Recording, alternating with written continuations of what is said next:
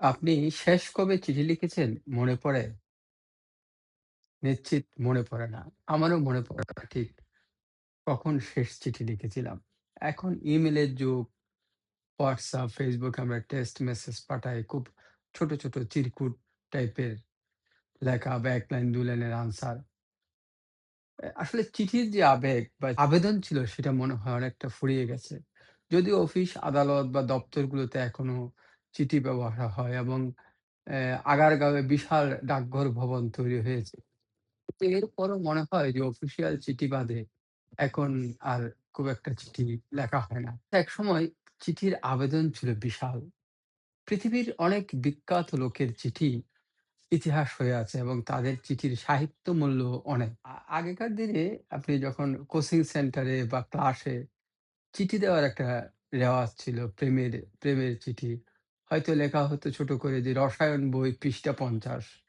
তো মেয়েটা বা ছেলেটা ওই পৃষ্ঠা উল্টে দেখতো যে ওখানে একটা চিঠি দেয়া আছে। আবার ফিরতি চিঠি আসতো যে পদার্থবিজ্ঞান বই পৃষ্ঠা ৬১। তো সেখানেও দেখতো ফিরতি চিঠি।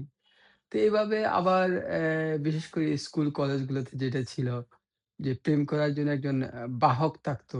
সে হয়তো এর চিঠি ওকে, এর চিঠি ওকে পৌঁছে দিত। সেটা প্রেমিকার ভাই বা বোন হতে পারে, আবার প্রেমিকের ভাই বা বোন হতে পারে। এরকম বিষয়গুলা ছিল। চিঠির মধ্যে ছন্দ থাকতো। আগেকার দিনে বিয়েতেও চিঠি লেখা হতো। বিয়ের দিন সবাই মিলে একটা ছোট, ছোট চিঠি লিখত।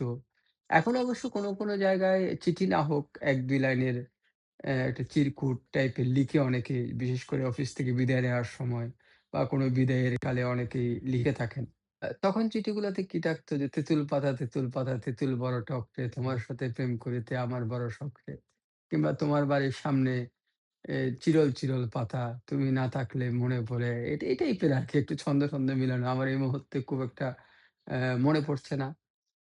চিঠি নিয়ে কথা বলতে গেলেই আমার সবসময় মহাদেব সাহার 'চিঠি দিও' কবিতাটি মনে পড়ে। যেখানে লেখা হচ্ছে যে, এ "চিঠি দিও করুণা করে হলেও চিঠি দিও, খামে ভরে তুলে দিও আঙুলের মিহিন সেলাই। ভুল বানানো লিখে প্রিয়, বেশি হলে কেটে ফেলো তাও। তবু এটুকু দাবি চিঠি দিও।" আবার শেষ লাইনে উনি বলছেন, "চিঠি লেখার নেই তবু লিখো তোমার কুশল একখানি ধানের শীষের মতো কোনো চিহ্ন দিও। মিথ্যে করে হলেও বলো ভালোবাসি।" লাইনগুলো এদিক ওদিক হতে পারে। কিন্তু মূল কথা হচ্ছে যে চিঠি পাওয়ার জন্য একটা আকুলতা, ব্যাকুলতা এই কবিতার মধ্যে ফুটে ওঠে।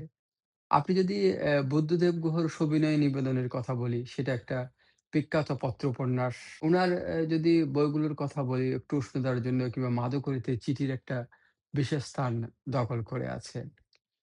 লেখক জামির রায় এবং যুদ্ধটি প্রসাদের চিঠি তো একদম বিখ্যাত। আপনারা জানেন অনেক বিখ্যাত ব্যক্তি কিন্তু চিঠি লিখতেন এবং উনাদের চিঠি নিয়েও উপন্যাস আছে, গল্প আছে। তাই না?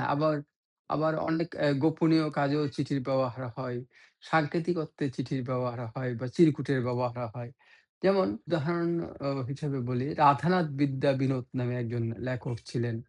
উনি উনি দাম্পত্য সুখের উপর একটা বই লিখেছেন। তো বইটা সম্প্রতি আমি পড়েছি। খুব মজা লাগছে। অনেক আগের লেখা তো। তো ওখানে লিখছে যে পতি যদি প্রবাসে থাকে সে স্ত্রীকে চিঠি পাঠাবে। আলাদা চিঠি পাঠাতে না পারে তাহলে ওই এক চিঠির মধ্যে উনি সবার কথা বলবে। তো সেখানে উনি লিখেছেন যে, "আমি আরতির স্বপ্ন দেখি।" আর আরেকটা লিখছেন যে, "তোমার জন্য আমি চাদর আনবো।" তো আসলে পরিবারের সবাই আছে। উনি কিন্তু রূপক অর্থে লিখেছে যে আরতির টুকু বাদ দিলে কি হয় সেটা একমাত্র স্ত্রী বুঝছেন। এবং চাদরের বাদ দিয়া সেখানে দিছে। তাহলে যেটা শব্দটা হয় ওটাই উনি বোঝাতে চেয়েছেন। তো এগুলা তখন ছিল আবার একসময় আমি দেখতাম যখন আমাদের একদম ছোটবেলা ছিল, তখন বিদেশ থেকে ক্যাসেট পাঠানো হতো। ক্যাসেটের মধ্যে উনি লিখতেন বা যিনি প্রবাসে থাকতেন, উনি লিখতেন হয়তো যে অমুকের জন্য সাবান পাঠিয়েছি, শ্যাম্পু পাঠিয়েছি, ওকে ভালো করে পড়তে বলো।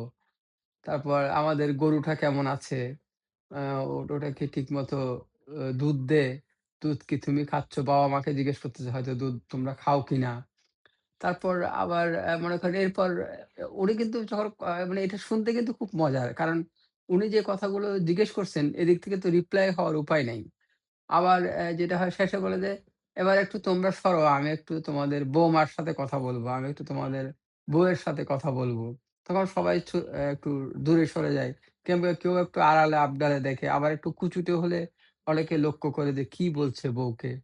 এখন অবশ্য সেই বিষয়গুলো নাই। এখন Facebook, WhatsApp, ইমো সহ নানা বিষয় আছে। সরাসরি ভিডিও যখন তখন দেখা যায় এবং সে কারণে আমি মনে করি যে অনেক কিছুর আবেদনও কমে গেছে। যেমন আগে যদি বা আমাদের বা আপনাদের কোনো আত্মীয়স্বজন যদি বিদেশ থেকে আসতো, হয়তো আমরা একটু প্রতীক্ষায় থাকতাম যে উনি কি আনবেন? সেটা যত ছোটই জিনিস হোক, হয়তো একটা সাবান, একটা শ্যাম্পু, একটা মোবাইল তখন তো মোবাইল ছিল না। একটা যাই কিছু আনুক, একটা ট্রানজিস্টর কিংবা একটা ছোট জিনিস বা একটা নেইল কাটারই হোক। জানতাম না যেহেতু উনি কি আনবে বলার কোনো উপায় নেই। হয়তো ৩ মাস আগে একবার চিঠি দিয়েছে আমি আসতে পারি অথবা উনি কারো মাধ্যমে পাঠাতে পারেন। তো এখন যেটা হয় যে একেবারে ভিডিওতে দেখাচ্ছে তোমার জন্য এই জিনিস পাঠাচ্ছি, তোমার এটা পছন্দ হয় কিনা, এই কালার পছন্দ হয় কিনা। তো এটা হয়তো হ্যাঁ, একদিক দিয়ে একটা ভালো দিক তো বটেই। আবার ওই যে বললাম সে আবেদনটা নেই। কারণ আমি জানি অমুক আসার সময় আমার জন্য এটা আনছেন। তো সেখানে সেই আবেদনটা আর আসলে আগের মতো নেই। আরেকটা বিষয় হচ্ছে অনেকে মৃত্যুর সময় শেষ চিঠি লিখে যান। সেখানে সে হয়তো কাউকে দায়ী করেন অথবা কাউকে দায়ী করেন না। অথবা তার ভাগ্যের এটা মেনে নেন বা নানা গল্প তিনি বলেন, চাকরি হারানোর ব্যথার কথা বলেন কিংবা না পাওয়ার ব্যথার কথা বলেন। আমাদের এরকম একজন বন্ধু ছিল। তার নাম শ্রাবণী সেন। আমরা যখন চট্টগ্রাম বিশ্ববিদ্যালয়ে পড়ি। শ্রাবণী কবি ছিল এবং তার স্বামী ছিল কবি সৌমিত্র দেব। দুজনেই আমাদের খুবই আপন মানুষ ছিল। তো ছিল বলতেছি এই কারণে উনারা মারা গেছেন। তো শ্রাবণের একটা অভ্যাস ছিল যে শ্রাবণে আমাদের সব বন্ধুদেরকে চিঠি লিখত। মানে শুভেচ্ছা জানিয়ে, শুভকামনা জানিয়ে এবং ওর চিঠিগুলাই একেকটা কাব্য, একেকটা এত সুন্দর করে লিখত। সাধারণ ঘটনা হয়তো। হয়তো আমাদের কোনো লেখার প্রশংসা করত, কোনো বক্তব্যের প্রশংসা করত। কিংবা মানে যাই হোক মানে এত সুন্দর করে সবাইকে চিঠি লিখত। এই মেয়েটা যখন মারা যান তখন সবাই কেঁদেছিল। আরকি। আর চিঠির কথা বলতে গিয়ে আরেকটা জিনিস মনে পড়ছে। চিঠির সম্বোধনগুলোও কিন্তু অ্যা এখন অনেকটা বদলে গেছে। একসময় রবীন্দ্রনাথের নিমন্ত্রণ কবিতা যদি বলি যে, "মনে পড়ে এককালে তোমায় বলিতে প্রেয়সী অথবা প্রিয়ে।" হুমায়ূন আহমেদের অনেক লেখায় দেখলাম যে আছে যে, "প্রিয়জনে সু" বা প্রিয় এরকম মানে যা সম্বোধনগুলা চেঞ্জ হয়েছে। এখন অবশ্য খুব একটা সম্বোধন হয়ই না। এখন তো ওই জান, বাবু এই টাইপের কিছু হয়তো বলে যারা খুব ফানি টাইপ প্রেম-টেম করে। আর সিরিয়াস করলেও হয়তো বলতে পারে। কিন্তু সংবোধন করে লেখা বা একসময় আবার এই চিঠির মধ্যে এই গল্পের মধ্যে আরেকটা গল্প মনে পড়ে গেল। হয়তো এমন হয়েছে যে একজনের চিঠি আরেকজনের মাধ্যমে আরেকজনের কাছে পৌঁছায়। এবার সে পৌঁছাতে হয়তো ওখানে লেখা থাকে দুষ্টু প্রজাপতি। এই দুষ্টু প্রজাপতির আসলে হয়ে ঢুকে মাঝখানে যে মিডল ম্যানটা সে সে আর ওই মেয়ে হয়তো মন দেওয়া নেওয়া হয়ে যায়। অথবা সে যদি মেয়ে হয় তাহলে ওই মেয়ে আর যে ছেলে পাঠাচ্ছে ওদের মধ্যে মন দেয়া নেওয়া হয়ে যায়। মাঝখান থেকে একজন কেটে পড়ে। এরকম ঘটনা অহরহ হয়েছে। তবে একটা কথা বলি, চিঠি না লিখুন অন্তত নিজে বসে কিছু একটা লিখুন। সারাক্ষণ মোবাইল বা আ Facebook এ ডুবে না থেকে কিছু একটা লিখুন। একটা লাইন লিখুন, একটা শব্দ লিখুন। সারাদিনের ক্লান্তির পর একটা নিজের Facebook এর স্ট্যাটাসটাই সুন্দর করে দিন। আমার মনে হয় যে ওটাও তো এক ধরনের লেখা। এটাও অনেকটা মানসিক প্রশান্তি এনে দেয় জীবনে। ভালো থাকুন, সুস্থ থাকুন।